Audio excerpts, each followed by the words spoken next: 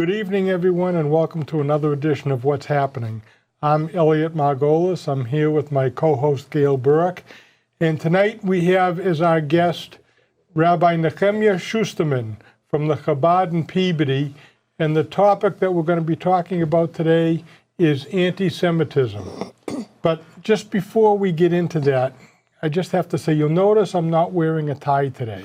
Now, understand that when I wear ties, Gail complains that they're too loud or they're too ugly or whatever. So I said, tonight, I'm not going to wear a tie. I'm wearing a Beverly-colored shirt. Guess what? She's complaining about that. Okay, enough of that. Welcome, Rabbi. Thank you. Thank you for having me. Anti-Semitism throughout the world seems to be growing. Do you have any words of wisdom as to why that is happening, or what can be done to deal with it? You have a few hours? We got 30 minutes. All right, well, we'll see if we can give a couple of sound bites. The reality is anti-Semitism, and just to make it a little bit broader, hate is as old as time itself. I mean, not to get biblical, but you did invite a rabbi into the studio over here. This Torah portions of these weeks is talking about the Jewish people's exodus from Egypt, and it all started with a series of events that happened a number of years prior, with Moses, baby Moses, being put into a basket in the Nile River because of the fact that all the Jewish boys were condemned by the Pharaoh at the time to be sent to their death. Now, Pharaoh had his astrological reasons that the Redeemer of the Jewish people would be born, but the bottom line is they were killing Jewish babies already back then, more than 3,000 years ago. So there have been the history of the Jewish people and the history of many people has been filled with people who are filled with hate, filled with the desire for violence and destruction, and it goes back really, biblically, back to from the two brothers of Isaac and Ishmael, and then the next two set of brothers, and they were twins, Jacob and Esau, and they've been hating each other from then, and a lot of that has continued through time. So the idea of hate is as old as the Bible. As to your question about the recent uptick, that's a little tougher. Europe has had it on and off throughout the years. America, which is relative to the other countries of Europe, is relatively young. It's younger, I should say. And we're seeing it more now. It seems that some of the hate from old Europe has crossed the oceans to our country. It was here before, but it seems that it kind of comes and goes in waves, and it seems like the wave is on a bit of an uptick now.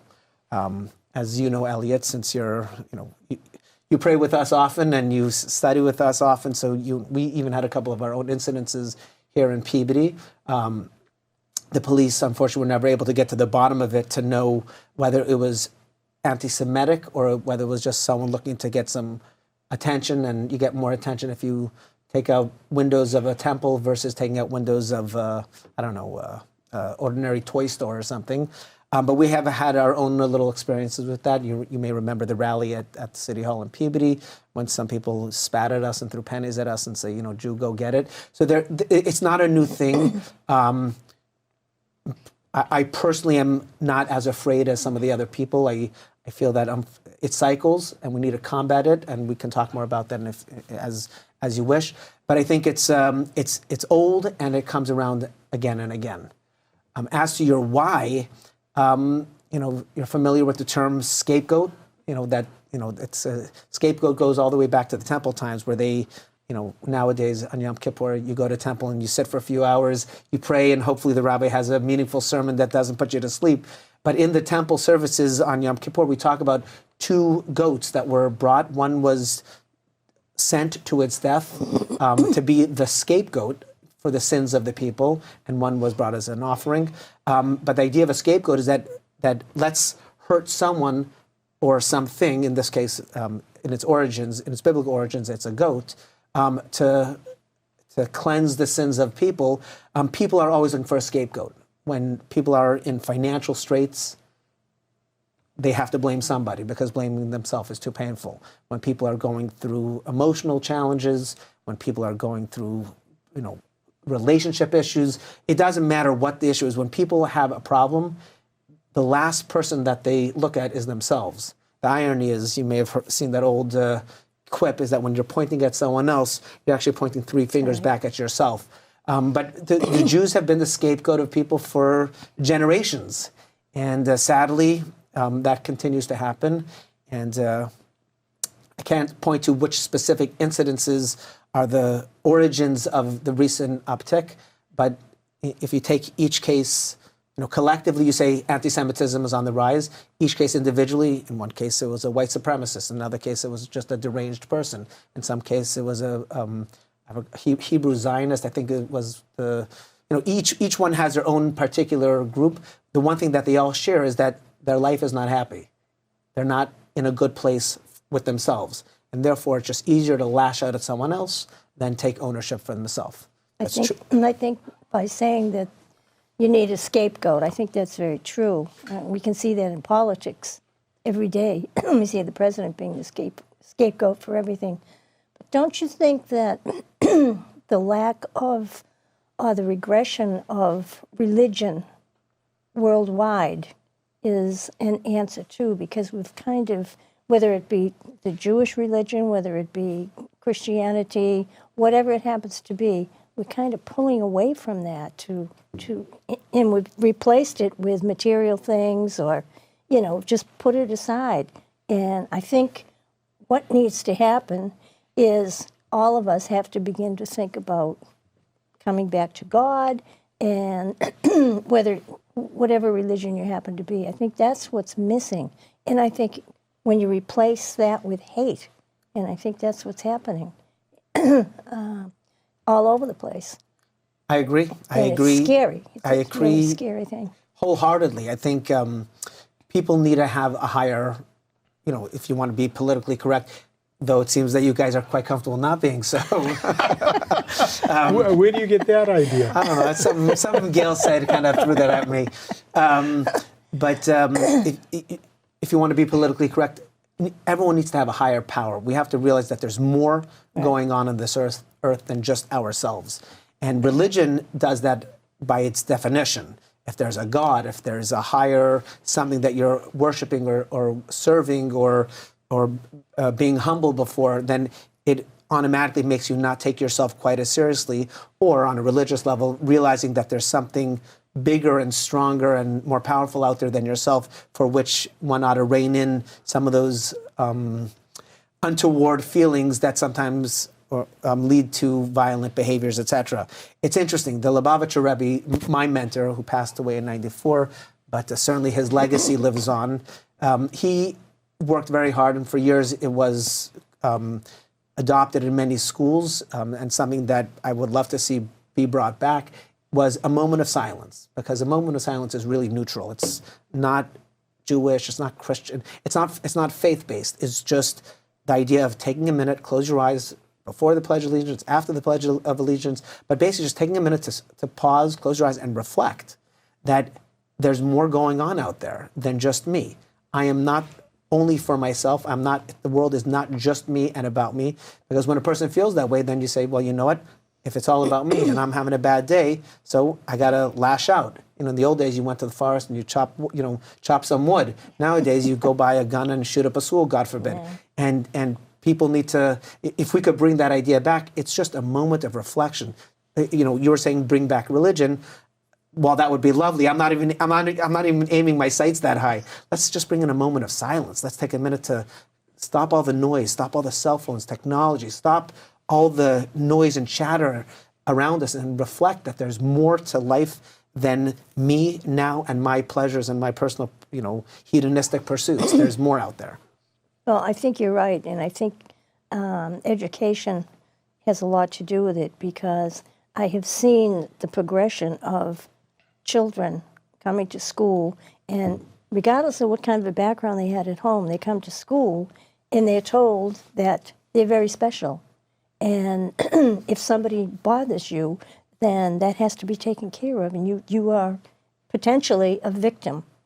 And I think children have gotten used to being very special. Well, children are special, but you're not special to everybody else in school. You're special to your parents, and that's perfect. But when you come to school, if everybody's special, then nobody's special, because everybody does things that they shouldn't do. And if you make a mistake and you do something bad, you need to be responsible for that. And I think once you get that into children's minds, you're responsible for your actions. You can't say certain things, you can't do certain things. And if you do, you're going to pay for it. Yeah, I think there's a lot of truth to that. You know, I've heard stronger versions and softer versions of that idea. You know, I'll use one of the more gentler terms, the wimpification of society. There you go. I like that. Absolutely. But, I think that's true just overall. You know, psychologically, emotionally, we're not preparing kids for the hard knocks of life. I don't, whether that's specifically larger or a smaller contributor to the hate out there. I don't know. I certainly believe that it's at least a piece of the puzzle. Yeah, I do too. Do you find through your communications with, other rabbis and or priests or ministers that fewer people are going to church or temples now? Or everybody knows, for instance, that there's a lot of 3-day Jews. 3-day-a-year Jews. But is that the same with other religions as well? Is attendance going down, and do you think that is related to the problem? I have a chapter in my unwritten book called "Sermons I Really Wish I Gave." I like to jog. Not that you'd be able to tell, but I like to exercise, and when the weather is a little better, I'll jog around the neighborhood. Different areas, and I'll pass by different houses of worship. And, on an average Sunday, just right near my house, the Covenant Christian Church, I don't remember, I believe it's the Covenant Christian Church, but, the parking lot is, and it's a huge parking lot, is overflowing. And then another one up Lowell Street has a second parking lot across the street, and it's overflowing. And I'm thinking, gosh, Jewish temples look like that only on Rosh Hashanah and Yom Kippur. And I'm thinking, guys, we got to take a sermon that I would love to give would be, we got to take a page out of their book because they're doing something right. Maybe they're serving better food or who knows what. Yom Kippur, we're not even serving food, so maybe that's the problem. I can't tell you that it's, better attendance or worse attendance, because honestly, relatively speaking, I'm young, so I only have a few decades worth of personal experience by which to gauge it. And obviously every city is different. I grew up in Long Beach, California. I went to schools around the world, but one of the primary areas I went was in Brooklyn, New York, where there was such an abundance of Orthodox Jews that the synagogues always felt very full. I'm here in the suburbs, Peabody, Beverly, wherever you find yourself. There certainly is better attendance on the high holidays, but I think the overall attendance waxes and wanes. But attendance, I don't think needs to be only for prayers. There's classes, there's Hebrew school, there's social events. There are a number of ways in which people can be engaged, and I think all of them make you feel, in our case, more Jewish and more connected. And this isn't exactly the point that you were bringing up, but I think when there are actions or incidences of hate, Jews who are more typically on the sideline get woken up. Something in their insides, in their soul, gets stirred up, whether it's fears of the Holocaust that was, we're literally just a few days past the 75th anniversary of the liberation of Auschwitz. And I'm sure you've heard those polls that, 60% or 70% of kids don't even know what Auschwitz is. So, that's a tiny period of time, 75 years to forget something so completely horrific. But ironically, when incidences of hate happen, everyone suddenly remembers. And that, to me, is a very hopeful sign. That's a very optimistic sign. While some people are doomsdayers and everything, the world is coming to an end, to me, that's a very hopeful and optimistic sign. You may recall. I'm not letting you guys get a word in on your own show. But I'll let me say one little piece on that.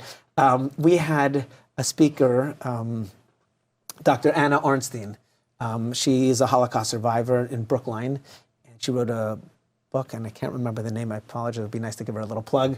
But she spoke at our temple right after the shooting in Pittsburgh, where there was a massacre. Everyone recalls.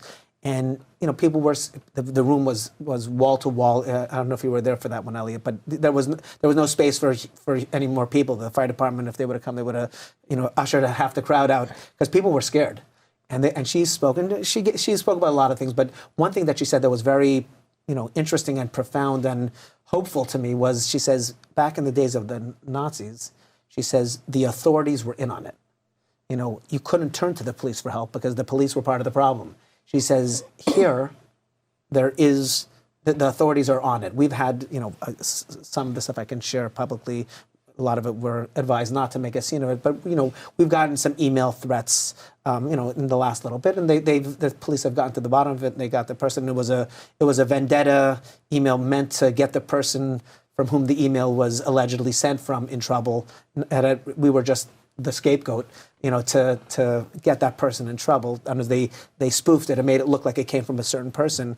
But the point is that the police are on our side. They're on it immediately. They'll send security. They will investigate. They will get to the bottom of it. And that is very encouraging. So that's, on a more positive note. There's been a lot of anti-Semitism, say, in France, in Europe in particular, but throughout the world. Is there...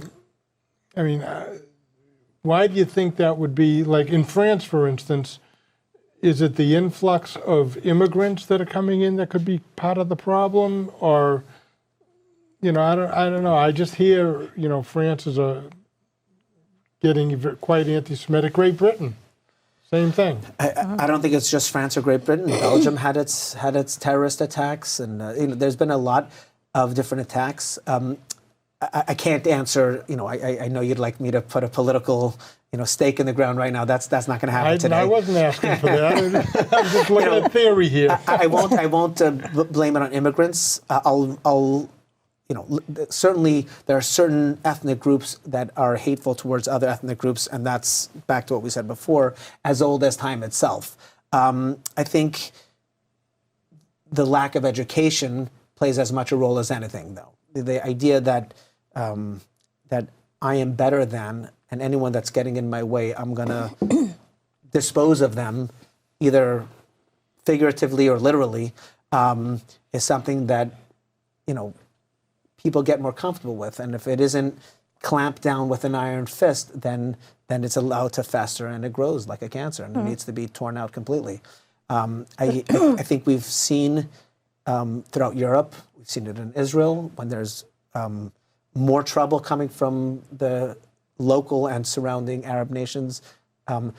When Jews are strong and proud and confident in who they are, not apologetic, not wavering, they're, a lot of then things actually end up being better for the Jews. There's two theories when it comes to dealing with anti-Semitism. One is, let's hide our identity. Let's assimilate as best as possible. Let's not do public displays of Judaism.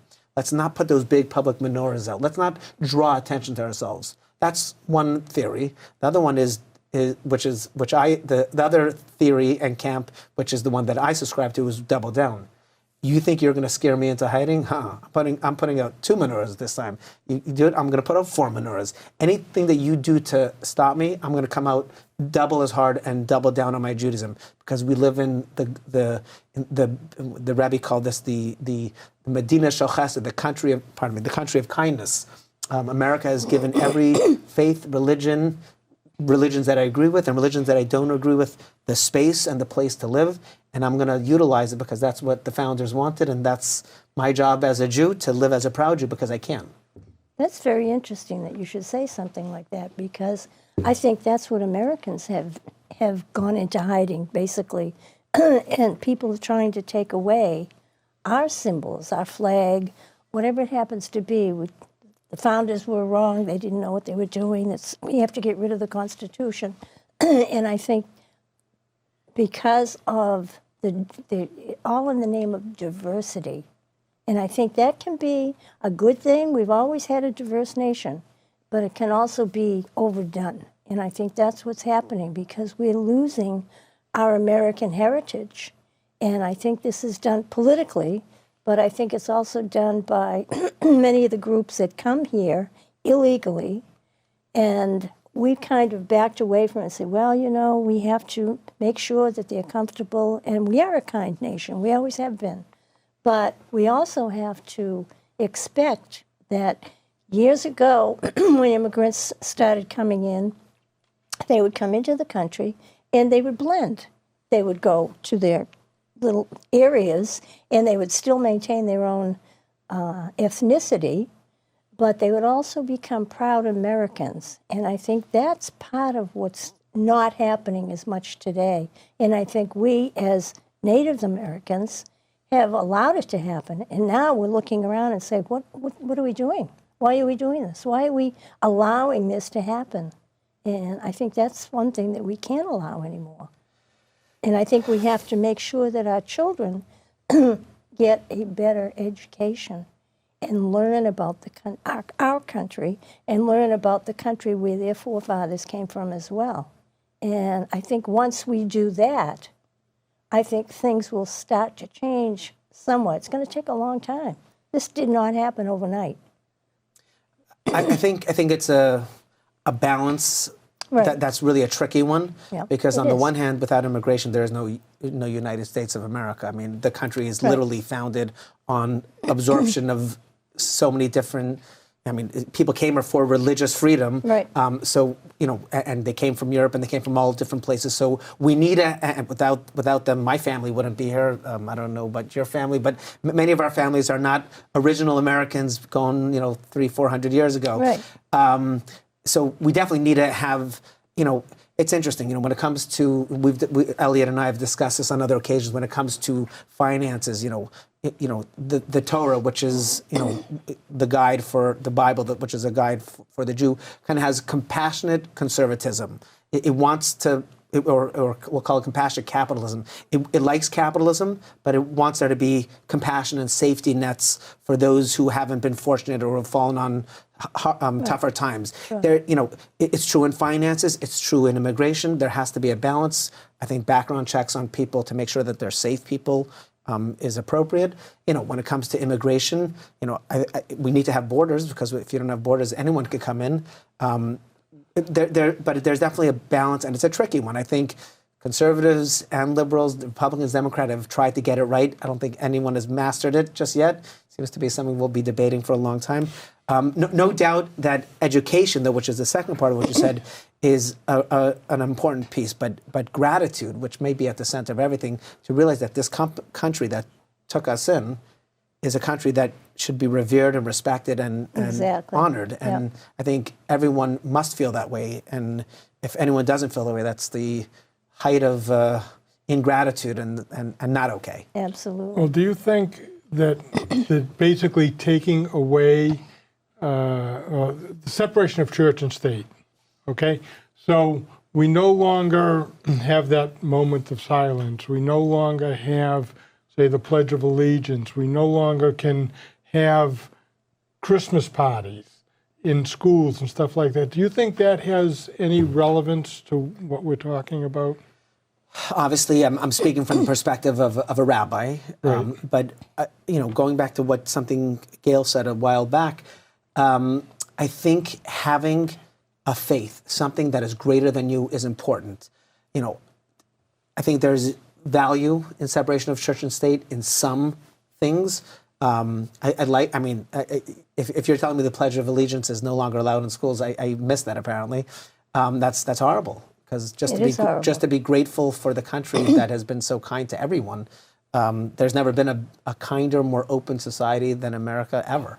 So maybe going back to temple times, but it's. I think religion that promotes peace, tolerance, is a good thing, and if it can be done in school, that's not disruptive to the school, doesn't interfere with education. I personally am okay with it. I let them teach about Christmas and let them teach about Hanukkah, or let them teach that there's multiple religious holidays going on at this time of year, and they're all about light and accountability, responsibility, gratitude.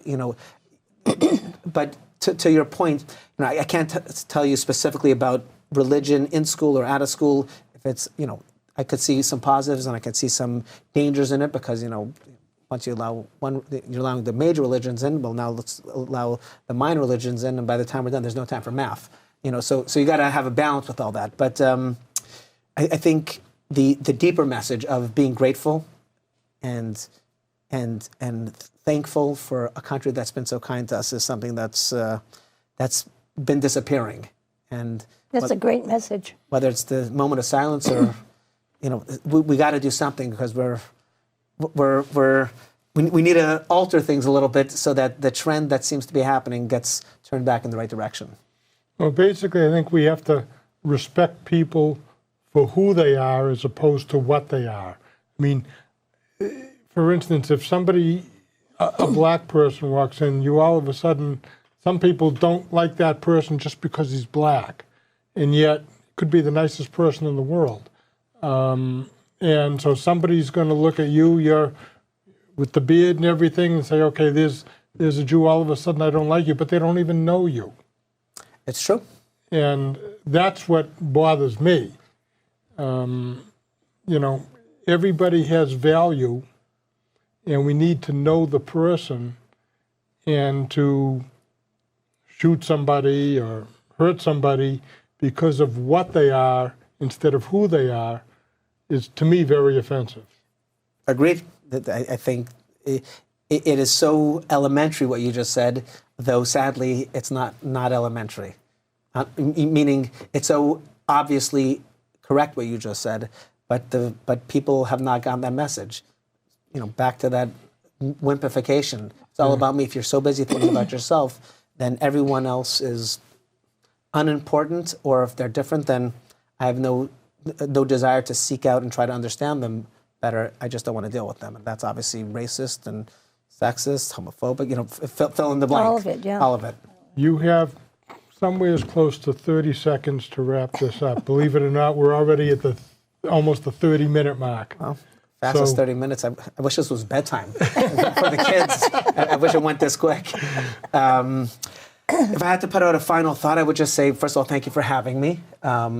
This was more fun than I thought it would be. I think, anytime I'm given a platform to speak, and say any message that will go out to more people, it's time for us to reconnect with our roots, reconnect with your faith, reconnect with our gratitude for this country that's been so kind to us. If you're a Jew, be a tall, proud, straight-backed Jew. Don't hide, don't be afraid, don't be ashamed. If you're of a different faith, be proud of your faith. Promote peace, love, diversity, but responsibility.